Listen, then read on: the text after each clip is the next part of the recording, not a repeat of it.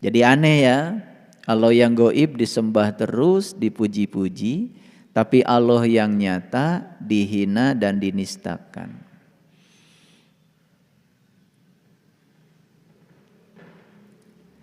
Cara menolong Allah yang luar biasa adalah menolong ciptaannya yang butuh pertolongan. Jadi Allah yang maha segalanya tidak membutuhkan pertolongan kita. Allah hanya menginginkan kita menolong orang-orang yang butuh pertolongan. Merasa diri yang terbaik akan membuat kita tidak akan naik kelas untuk menjadi yang terbaik. Hanya perasaan saja. Tetapi ketika kita berjuang untuk menjadi yang terbaik, insya Allah setiap saat semesta akan memberikan jalan bagi kita untuk menjadi yang terbaik. Oleh karena itu berada di majelis ilmu semacam ini merupakan karma agung yang diberikan semesta untuk orang-orang yang terpilih. Siapa sih hamba Allah itu? Hamba Allah itu adalah mereka yang telah sukses menghambakan dirinya kepada Allah. Apa cirinya hamba Allah yang gampang dilihat? Cirinya hamba Allah itu tidak terganggu oleh hinaan dan tidak pernah terpengaruh oleh ujian. Masih gampang tersinggungan, gampang marah oleh tindakan-tindakan manusia. Jelas kita masih hambanya manusia, belum menjadi hambanya Allah. Gampang kan ngukurnya? Apa sih agama yang terbaik? Agama yang terbaik adalah agama yang mengantarkan penganutnya menjadi lebih baik. Apa cirinya penganut agama itu menjadi lebih baik? Cirinya saya kasih sederhana. Dia mampu memperlakukan semua makhluk dengan baik. Ciri pemeluk agama yang terbaik tentu saja sederhana. Mampu memperlakukan semua makhluk dengan baik. Bahkan tanpa memandang agamanya. Assalamualaikum warahmatullahi wabarakatuh.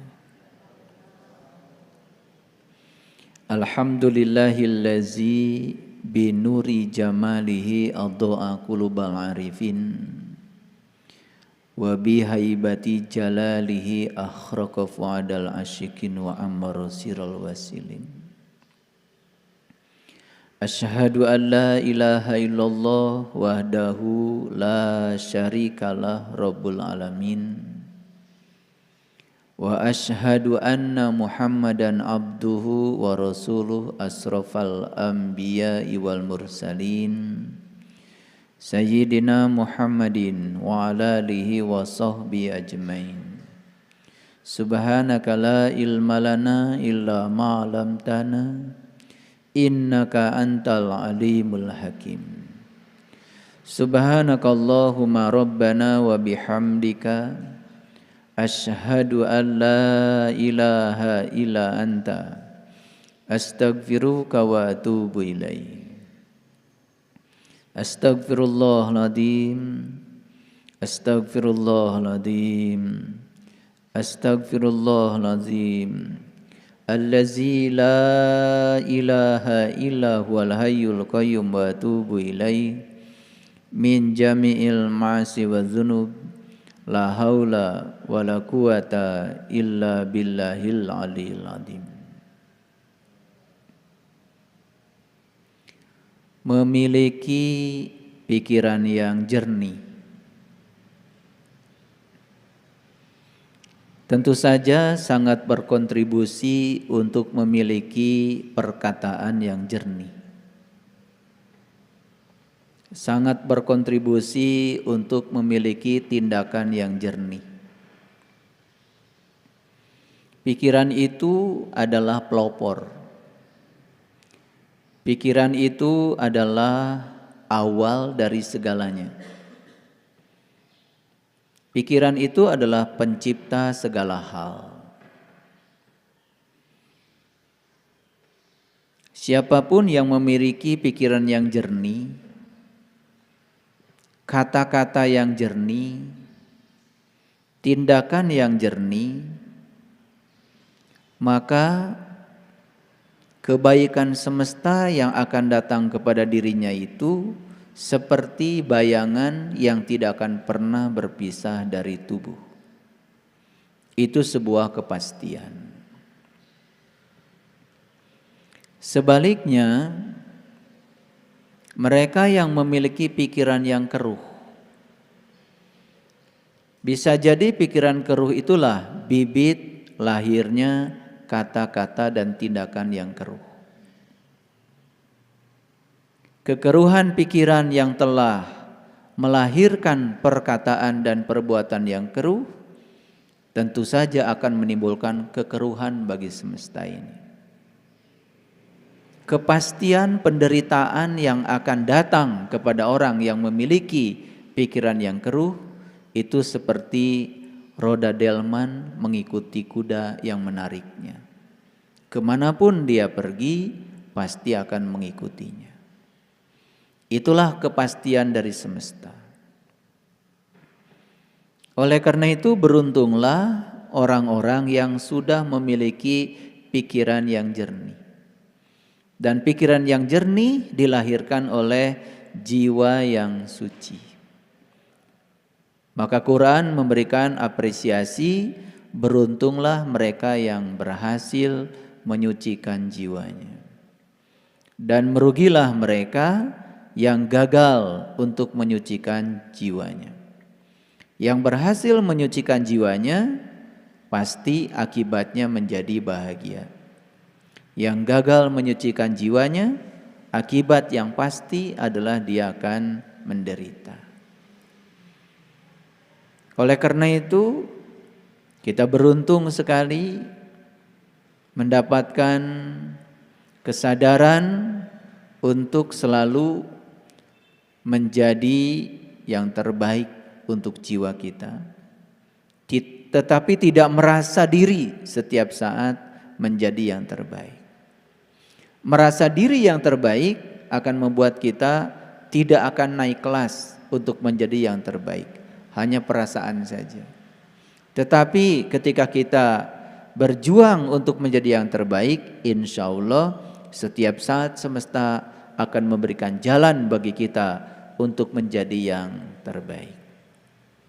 Oleh karena itu, berada di majelis ilmu semacam ini merupakan karma agung yang diberikan semesta untuk orang-orang yang terpilih. Mari kita puji Dia bersama-sama membaca hamdalah. Alhamdulillahi Rabbil Alamin. Kita awali kajian kita di pagi yang penuh berkah ini dengan mengheningkan cipta kita, mengosongkan gelas kita, membuka pintu yang menutupi gelas itu, agar aliran pengetahuan semesta mengalir kepada kita dan mengubah kesadaran kita. Kita sapa asma Allah dengan kelembutan dan cinta, seraya membaca basmalah. Bismillahirrahmanirrahim. Wa idza sa'alaka ibadi anni fa inni qarib. Apabila bertanya kepadamu, ada yang bertanya kepadamu tentang aku, kata Allah, dari sebagian hamba-hambaku, jawablah bahwa aku dekat. Siapa sih hamba Allah itu? Hamba Allah itu adalah mereka yang telah sukses menghambakan dirinya kepada Allah. Apa cirinya hamba Allah yang gampang dilihat? Cirinya hamba Allah itu tidak terganggu oleh hinaan dan tidak pernah terpengaruh oleh pujian. Karena dia sudah menghambakan diri kepada Allah dan tidak menghambakan diri kepada manusia, maka dia tidak pernah terganggu baik oleh hinaan manusia maupun oleh pujian manusia. Dihina tidak menjadi tumbang, dipuji tidak menjadi terbang. Itu cirinya hamba Allah yang gampang diukur. Jadi kalau ada yang bertanya, apakah saya ini hamba-hamba Allah? Ya tanya saja. Apa yang kau hambakan dalam hidup ini? Kalau sudah menghambakan diri kepada Allah, tentu saja kita terbebas dari segala penghambaan dari yang selain Allah. Jadi kalau kita masih sakit hatian, masih baperan, masih gampang tersinggungan, gampang marah oleh tindakan-tindakan manusia, jelas kita masih hambanya manusia, belum menjadi hambanya Allah. Gampang kan ngukurnya? Jadi saya kasih ukuran-ukuran yang jelas, instrumen yang bisa mengukur diri kita dengan jelas. Jadi hamba Allah itu adalah mereka yang sudah sukses berdamai dengan dirinya sendiri. Oleh karena itu maka cinta kasih semesta yang diberikan kepada leluhur kita, maka leluhur kita membuka menteratas jalan untuk menjadi hamba Allah. Lalu lahirlah berbagai macam agama. Dan agama itu adalah jalan. Apa sih agama yang terbaik? Agama yang terbaik adalah agama yang mengantarkan penganutnya menjadi lebih baik. Apa cirinya penganut agama itu menjadi lebih baik? Cirinya saya kasih sederhana. Dia mampu memperlakukan semua makhluk dengan baik. Ulangi ya. Agama yang terbaik adalah agama yang mengantarkan pemeluknya menjadi lebih baik. Ciri pemeluk agama yang terbaik tentu saja sederhana. Mampu memperlakukan semua makhluk dengan baik, bahkan tanpa memandang agamanya. Itu ukuran yang kedua. Sederhana kan?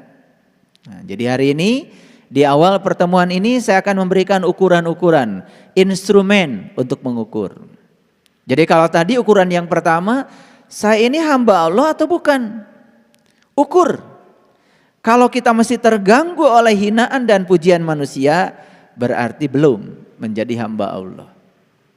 Yang kedua, apakah saya ini sudah menjadi umat yang terbaik dan memeluk agama yang terbaik? Kuntum khaira ummatin. Sederhana, apakah saya sudah memperlakukan semua makhluk dengan baik?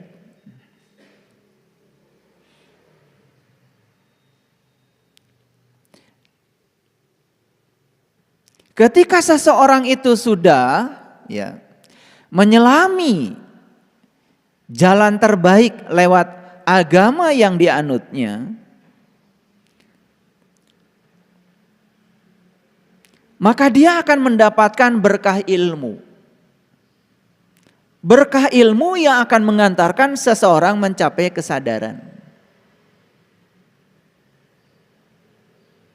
Ketika dia sudah mendapatkan berkah ilmu yang mengantarkan dia mencapai kesadaran, maka puncak tertingginya adalah dia menjadi sangat toleran. Jadi jangan heran ya, kalau orang-orang yang tidak toleran itu sebetulnya karena ilmunya sedikit. Yang kedua, kesadarannya rendah. Jadi intoleransi selalu lahir dari mereka-mereka yang semacam itu. Semakin tinggi ilmu seseorang, semakin bijak seseorang, semakin toleran. Terutama semakin tinggi dia bisa menerima dan menghargai perbedaan. Oleh karena itu, agama yang sebenarnya itu adalah membawa pesan-pesan kedamaian. Jadi kalau agama di dalamnya syarat dengan pesan-pesan kebencian, pertikaian, itu bukan salah agama. Itu salah si pembawanya memahami kedalaman dan intisari dari agama. Hari ini, di sini, sekarang, dunia ini sedang butuh agama yang ramah, bukan agama yang marah. Sekali lagi, semesta ini sekarang sedang butuh agama yang ramah, bukan agama yang marah. Jadi kalau orang beragama tapi marah-marah, ada yang salah itu.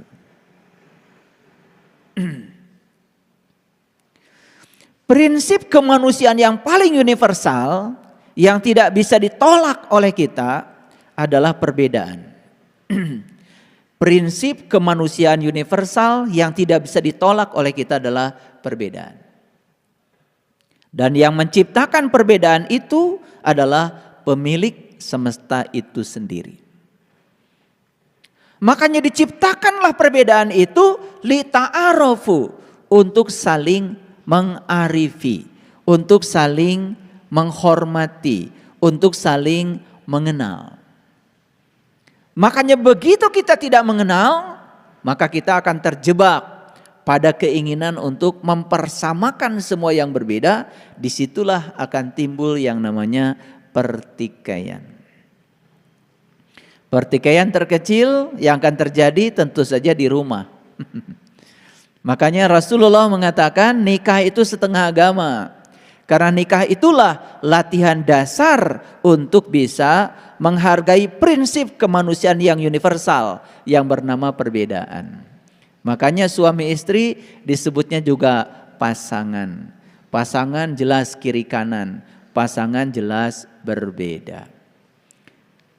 Makanya siapapun yang mencoba ingin menyamakan perbedaan, bersiap-siaplah untuk memasuki cekcok dan pertikaian yang tidak akan pernah ada habisnya. Ya toh?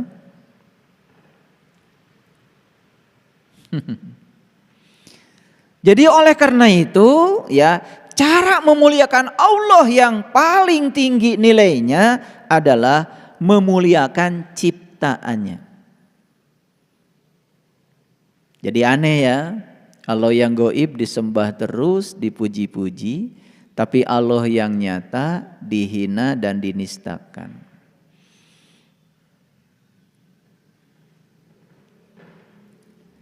Cara menolong Allah yang luar biasa adalah menolong ciptaannya yang butuh pertolongan. Jadi Allah yang maha segalanya tidak membutuhkan pertolongan kita. Allah hanya menginginkan kita menolong orang-orang yang butuh pertolongan. Yang lemah ekonominya, tolong sama yang kuat. Yang kegelapan, tolong sama yang sudah terang. Yang belum sadar, tolong oleh mereka yang sudah sadar. Yang penuh dengan kebencian, tolong oleh mereka yang sudah berlimpah cinta kasih dan welas asihnya. Itu saja sebetulnya. Dan siapa yang berhasil menolong orang yang butuh pertolongan, dia sebetulnya sudah menolong Allah. Ini kunci-kunci ya yang saya sampaikan, kunci-kunci yang akan penting untuk memasuki kajian kita hari ini. Oleh karena itu kalau kita lihat di sini saya sudah menulis judul kajian kita hari ini, judulnya Hari Pembalasan. Ini dasar-dasarnya, instrumennya yang harus dimiliki oleh kita semua. Jadi oleh karena itu, esensi agama tidak terletak pada pakaian yang dikenakan. Tapi esensi agama terletak pada akhlak yang dilakukan. Ya.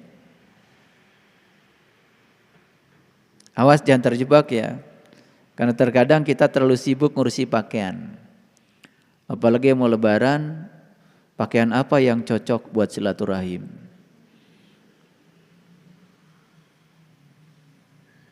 Tas mana yang saya pakai nanti ketika berkunjung ke rumah mertua? Slopnya yang mana? Lipstiknya yang mana? Warnanya seperti apa? Sibuk. Itu bagus? Tentu saja bagus. Karena harus cantik pergi kemanapun. Tetapi itu bukan esensi agama.